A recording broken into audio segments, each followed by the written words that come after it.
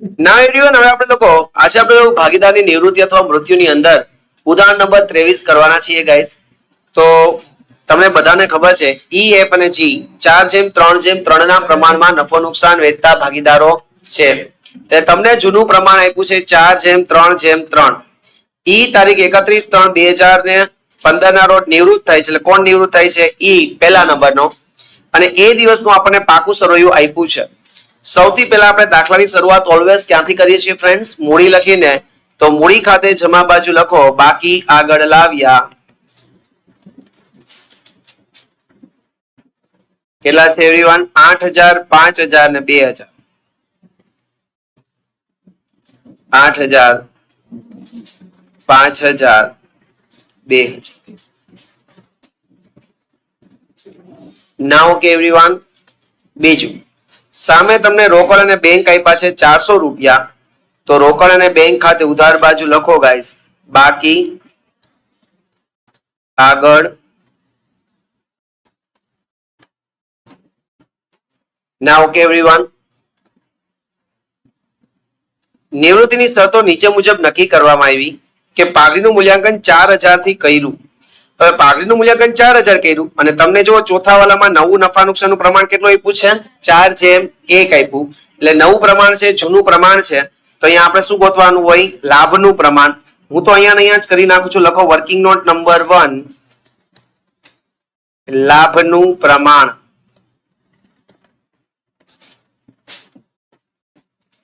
ઈ, F અને જી એનું તમને જૂનું પ્રમાણ આપ્યું છે. કેટલું ગાઈસ?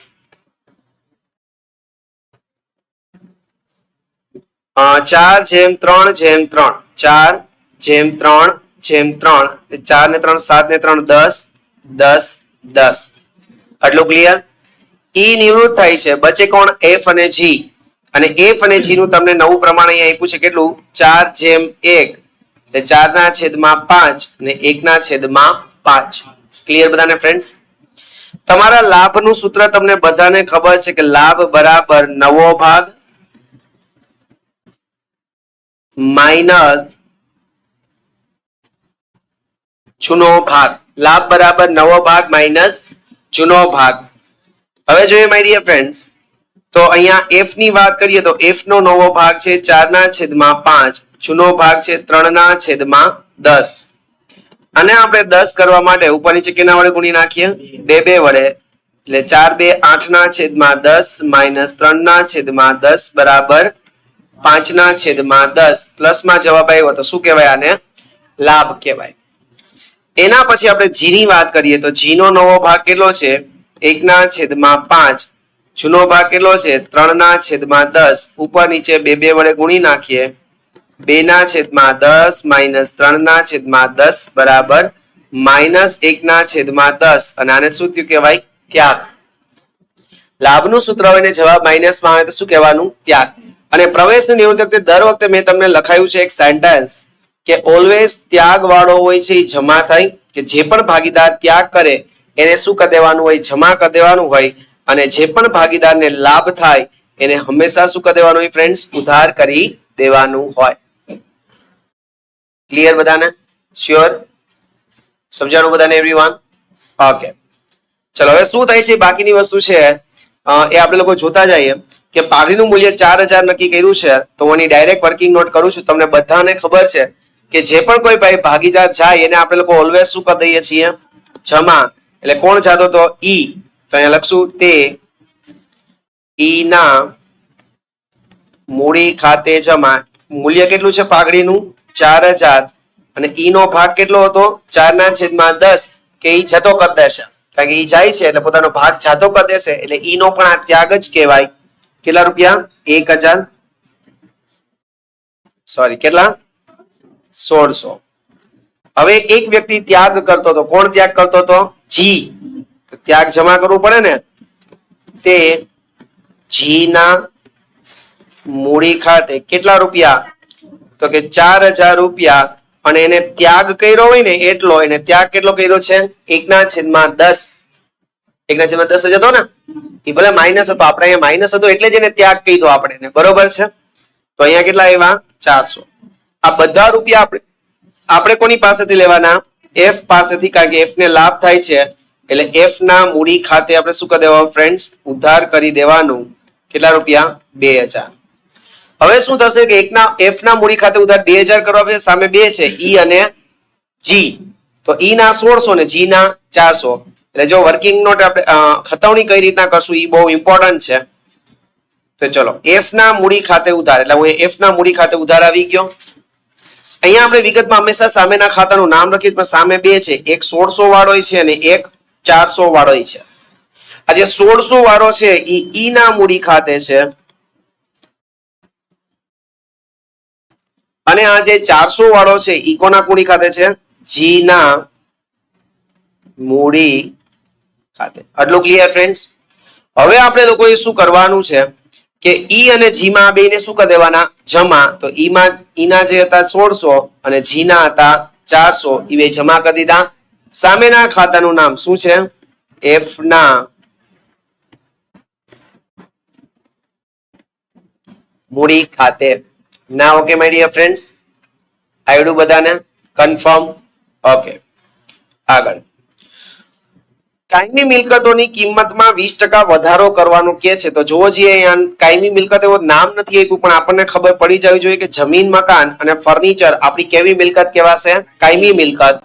તો તમને લોકોને જમીન મકાન આપ્યા છે, ભૈયા જાઓ મિલકત લેણા બાજુ. જમીન મકાન કેટલા રૂપિયાના છે એવરીવન? 6000 પ્લસ વધારો કેટલા ટકા કીધો છે? 20%. એટલે કેટલો થયો? 1200.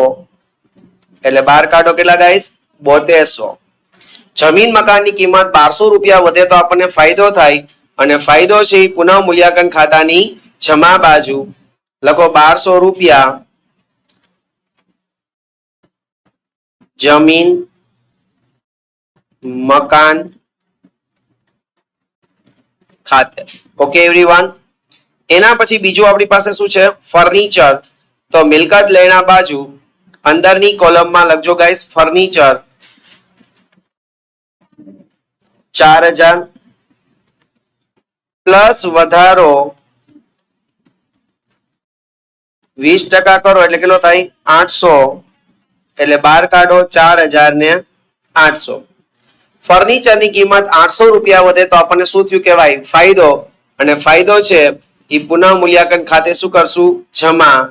800 રૂપિયા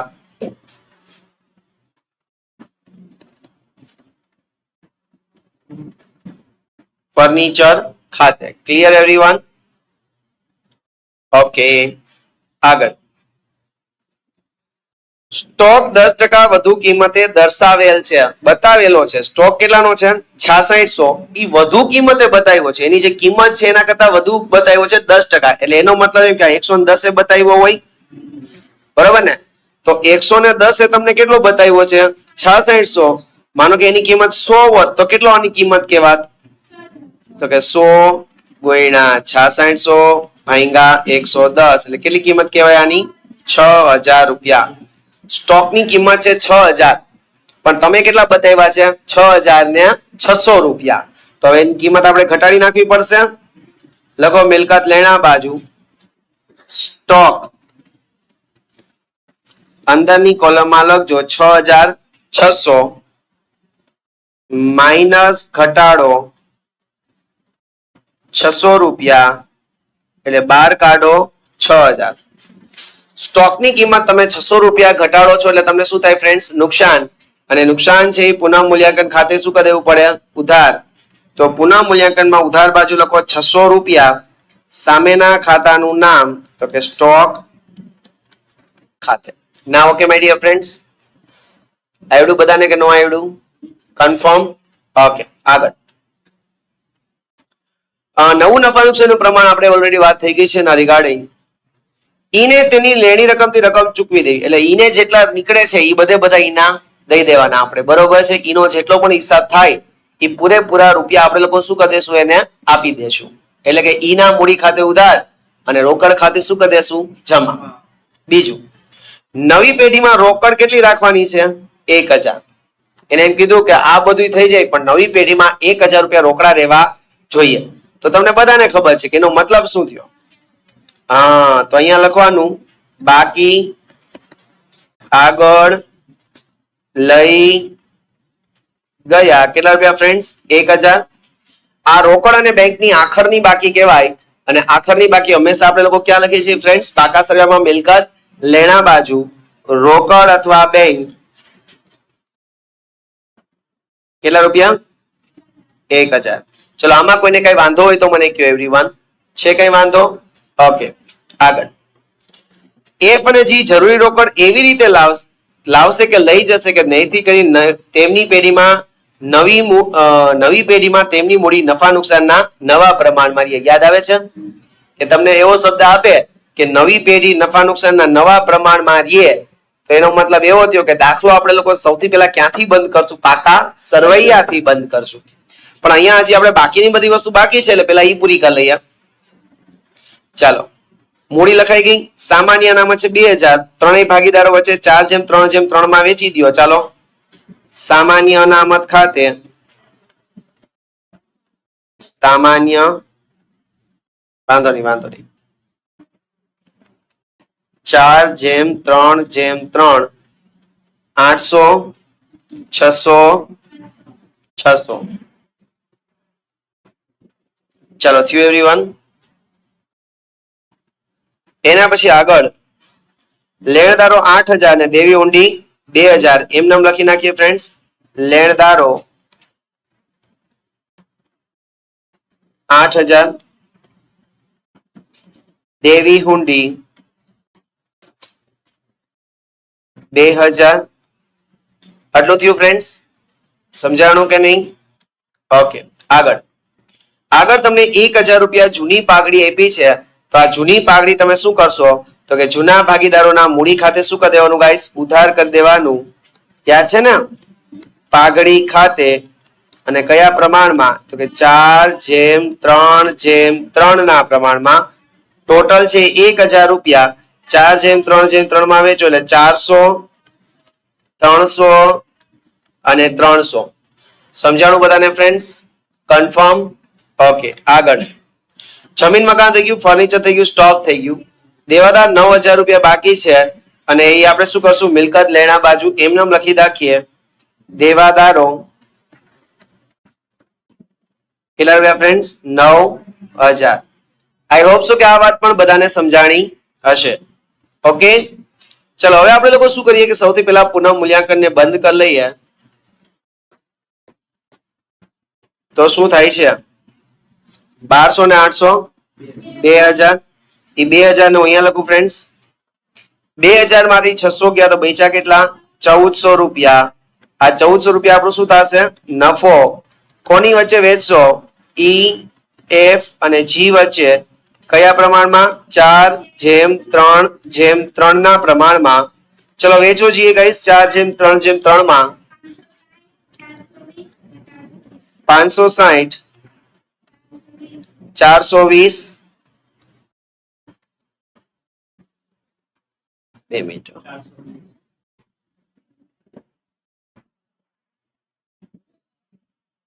લે ચલો હવે આપણે સમ આપણો કમ્પ્લીટ કરવા જાય છે. 1400 રૂપિયા નફો આવ્યો હતો. એકને આપણે 560 આપ્યા, બીજાને 420 અને ત્રીજાને પણ 420. અહીંયા ઉધાર કર્યું તો ભાગીદારોના મૂડી ખાતે શું કરી દેવું પડે ગાઈસ? જમા. પુનઃ મૂલ્યાંકન ખાતે. કેટલા રૂપિયા ફ્રેન્ડ્સ? 560 420 અને 420. ક્લિયર બધાને ફ્રેન્ડ્સ? Are you sure? એના પછી હવે ઈ નિવૃત્ત થાય છે તો ઈ નો સૌથી પહેલા હિસાબ કરી લઈએ. તો ઈ નો જોવો જે જમા બાજુનો ટોટલ કેટલો આવે છે? 10,960. ઈ 10,960 અહીંયા લખીએ ફ્રેન્ડ્સ. આ 10,960 માંથી ઉધાર બાજુના 400 માઇનસ કરી નાખો તો કેટલા બચે? આ 10,560 ઈ ની બાકી આવે છે એટલે ઈ ની લોન તરીકે નથી રાખવાનું, પણ ઈ ને રૂપિયા ચૂકવી દેવાના છે. એટલે અહીંયા આપણે શું લખશું ફ્રેન્ડ્સ? રોકડ અથવા બેંક ખાતે. અહીંયા ઉધાર તો રોકડ અને બેંકમાં શું કરી દેવાનું ફ્રેન્ડ્સ? જમા. 10,560 સામેના ખાતાનું નામ તો કે ઈ ના મૂડી ખાતે. આટલું થયું. હવે જુઓ ફ્રેન્ડ્સ, 1,000 રૂપિયા રોકડની આખરની બાકી રાખવાની હતી અને એ ઓલરેડી આપણે લોકોએ રાખી દીધી છે. મિલકત લેણા બાજુની બધી વસ્તુઓ આવી ગઈ છે એટલે આપણે લોકો મિલકત લેણાનું સાઈડ બંધ કરીએ. ટોટલ કરો મિલકત લેણાનો શું આવે છે? 28,000. ઈ 28,000 અહીંયા અને 28,000 અહીંયા. કેટલા બચ્યા? 18,000. 18,000 બચ્યા ને? અહીંયા 18,000 રૂપિયા મૂડી દેવા બાજુ બચે છે. દેવાઓ તો બધી આવી ગઈ, તો 18,000 રૂપિયા શું હશે? મૂડી. કોની મૂડી હશે? એફ અને જી ની. કયા પ્રમાણમાં? 4:1 માં, એટલે કે નવા પ્રમાણમાં. 18,000 ને 4:1 માં વેચો ફ્રેન્ડ્સ તો શું થાય છે? 14,400 અને બીજા કેટલા આવે છે ગાઈસ? 3600. આટલું ઓકે બધાને એવરીવન? ચલો, દર વખતે આપણે મૂડીને માંથી અહીંયા લઈ આવતા એટલે અહીંથી આપણે મૂડીને ક્યાં લઈ જવાનું? મૂડી ખાતે લઈ જવાનું.